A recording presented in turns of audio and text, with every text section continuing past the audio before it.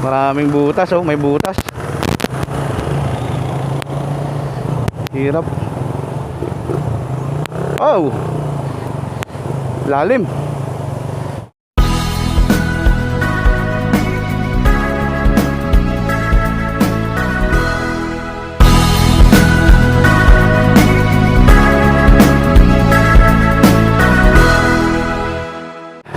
Okay, magandang umaga sa inyo mga kalamat. Papasok na naman tayo sa trabaho. Tayo mga regular na empleyado, walang bagyo-bagyo sa atin. Kaya i-check natin yung mga kalsada pagkatapos ni Bagyong Fabian. Okay.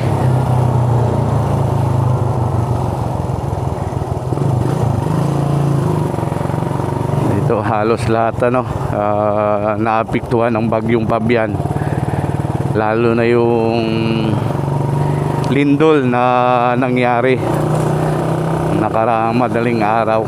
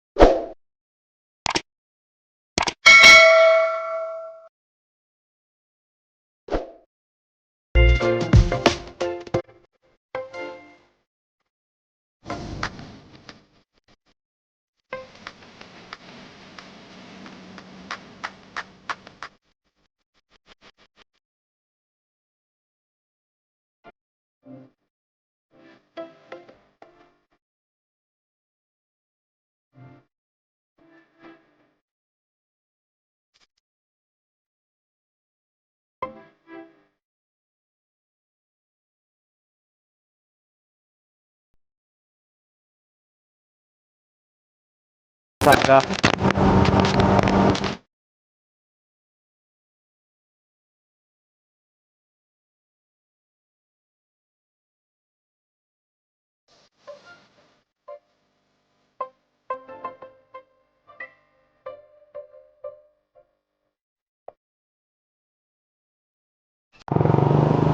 Right. Ikaw ba kalamat, anong naranasan mo sa Bagyong Fabian? Naranasan mo bang tumirik? Okay. Katulad sa akin, naranasan ko tumirik kahapon, umaga, nakatatlong tirik ako. Dahil nga lumusong ako sa baha kahapon, hindi talaga maiwasan na na hindi ka lumusong. Kasi pag hindi ka lumusong, hindi ka makakauwi. Kaya ayun, tumirik ako. Inaabot yung spark plug ko. Kaya mabuti nga lang, spark plug lang. Pinunasan ko lang. Hindi nga ako nakapag-video kahapon, nakakuha ng mga video gawa ng naulan nung pag-uwi ko galing trabaho. Kasi halos laman ng kalsada sa atin dito sa Maynila, NCR, ay nakaranas talaga ng matinding pagbaha ni Fabian. Right. Pero ito pa rin natin mga kaalamat. Siyempre, ingat-ingat pa rin tayo. Madulas, tsaka matubig, tsaka payo na rin.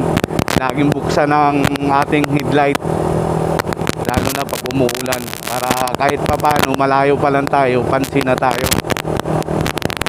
Tsaka pag matubig, huwag kayo dumaan dyan sa matubig kasi hindi natin alam kung iba malalim, kung may lubak, may butas na baka mamaya dadaan tayo dyan may butas pala, di na aksidente tayo.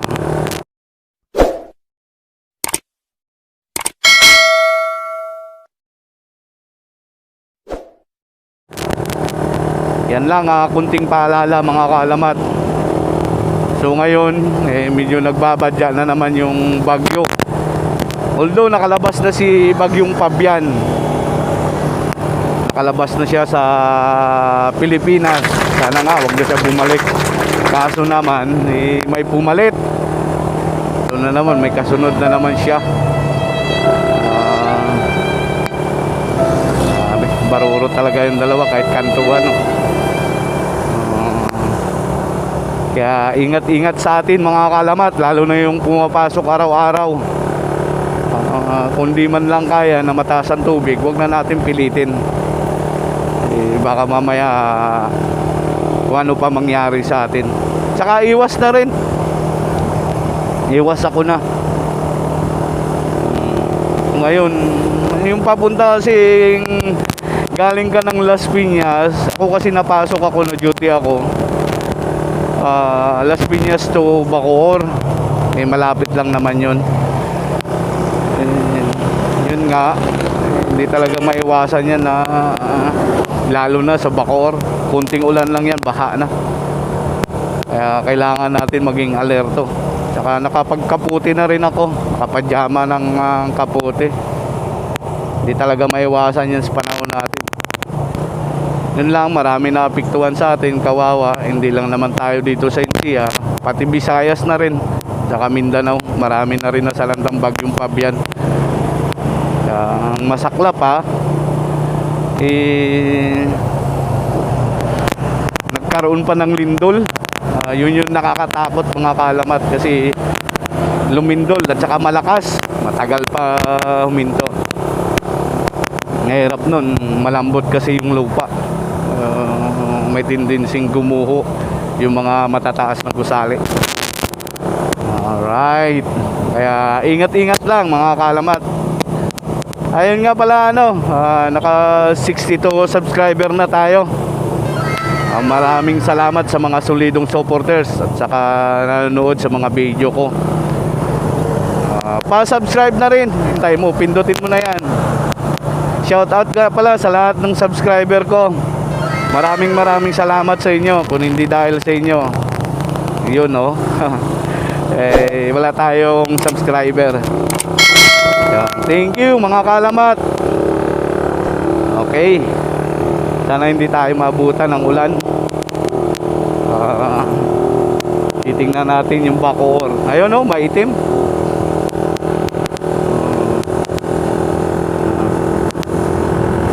Itim. Sana nga pag umulan, siyempre may panangga tayo dyan. Huwag kalimutan magdala ng kaputi. Kailangan may balot ka. What the fuck? Para maging safe. Mahirap pag walang balot. Baka mamaya, alam mo na, mabasa ka. Oh my God! Wow! Right.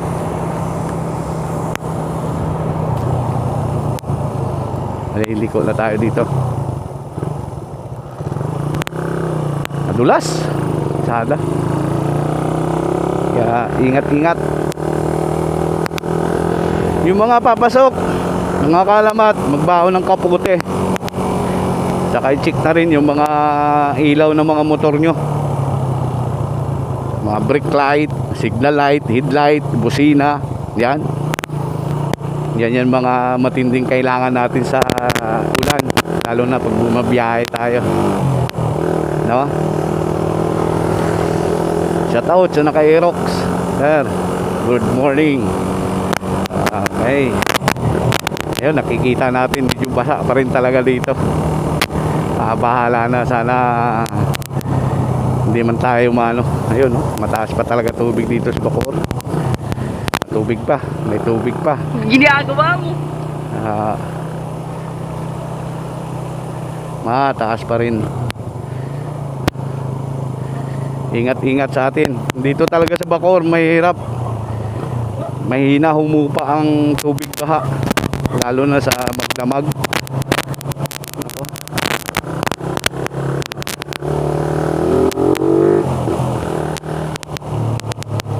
Payo na rin pag lumusong kayo sa baha malalim na kaya man na ng motor nyo, huwag nyo na bitawan, premera, sagad nyo na, bumbayin nyo na para hindi kayo mamatayan sa gitna. Mamaya pinabayaan nyo, nandun na kayo sa kalagitnaan, inainday-inday nyo pa yung motor nyo. Wag,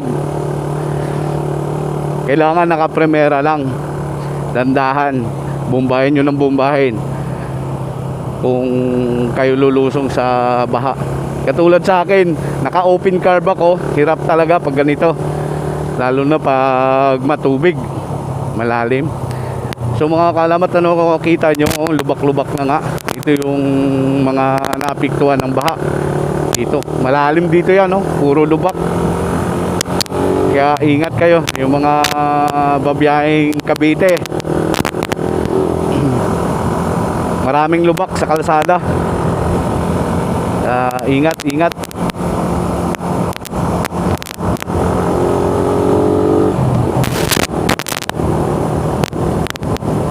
Yun.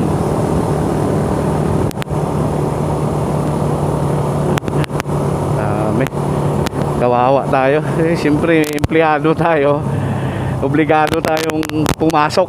Kahit na masama ang panahon, siyempre, kailangan natin yan eh. No work, no pay kasi tayo. Pero kami mga gwardiya, security, walang holiday yan. Araw-araw yan pumapasok kahit masamang panahon. Alright.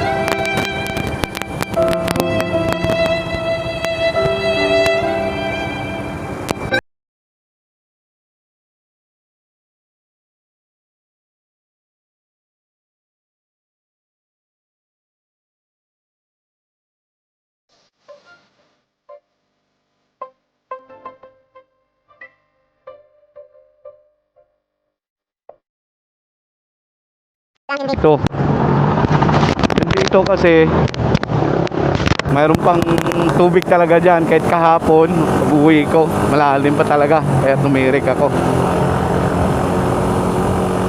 So,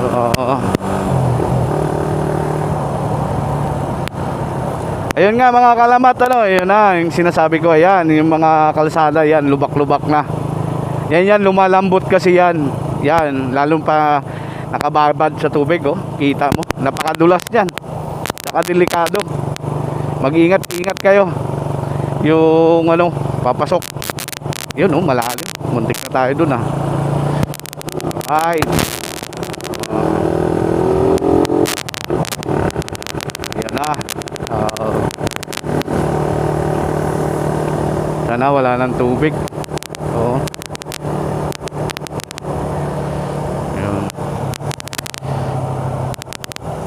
Dito ako kahapon, kalamat, ang taas ng tubig dito.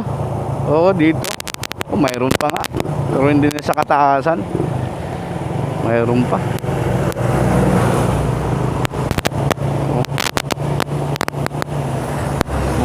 Ingat mga kalamat. Oo. Mayroon pa rin talaga tubig.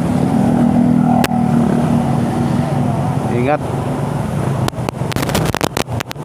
Yun, oh, lubak. Ito yung mahirap pag matubig tapos may kasabay kang ano,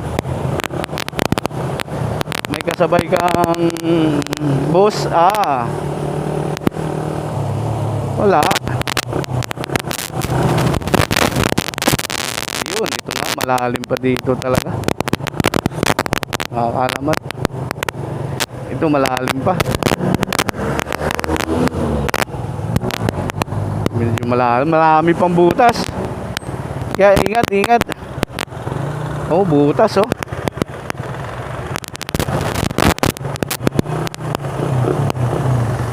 Maraming butas oh, may butas. Hirap. Oh. Lalim. May tubig pa rin talaga dito, hindi pa rin nahupa. Yun. Dami lubak. Ayun yun ang iniiwasan natin. Yan o.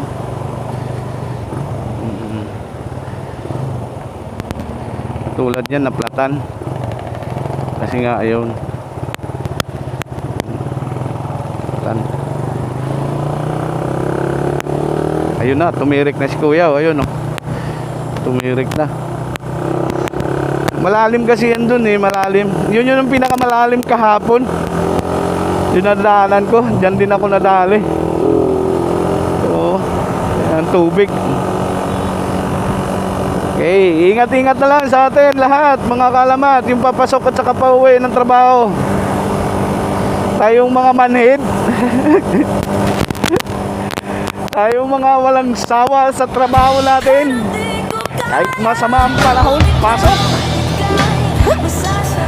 Ito matubig pa rin dito mga kalamat yan. Ay, nakakatakot basta may tubig. Hindi mo alam may lubak eh. Yun. Yun na yun mga kalamat sa Bacoor. Na-check na natin yung mga kalsada. Yung may mga lubak. Kung saan na yun. Lubak, nasira. Tsaka kung isang parte na may ano, may lubak na may tubig. Yan yung mahirap. Si ate naghabol. Sige, papasukin natin. Sige te, lusot ka muna. Yaw. Oh my God! Wow! Hanggang madali siya eh. Alright. Yun no, malalim yan dito mga kalamat. Dito pag bumayan dito malalim yan. Alam mo. Si kuya, ba't tumigil yan? Yan. Okay. At least safe na tayo, nakapasok na tayo ng trabaho. What the fuck? Malapit-lapit na rin. Diba? Yun na yung kahirapan pag ano eh, maulan. Yan talaga kalaban natin mga nagmumotor. Diba mga kalamat? Ranas mo rin yan, diba?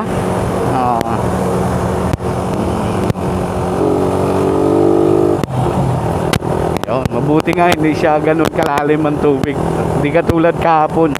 Pero kung umulan yon, nako, ayun, nagtulak na sila. Bayanihan, tulak. Yan yung mga kagandahan sa Pinoy eh, no? Yun, wala na, tumirik na. Okay, shoutout ka pala sa mga subscriber ko. Hanggang dito na lang. Goodbye!